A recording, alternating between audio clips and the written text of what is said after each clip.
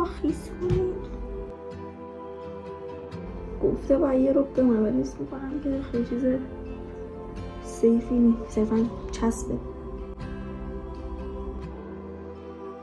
مامانم شیر مزمه درست کرده و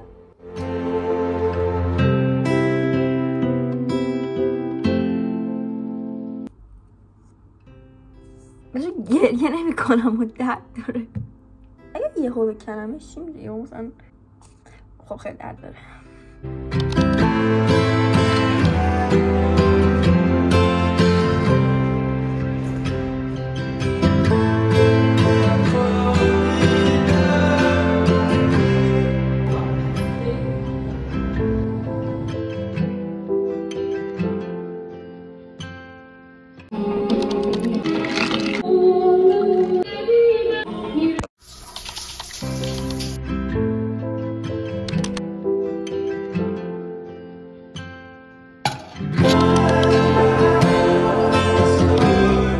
ساعت 8:10 شبه.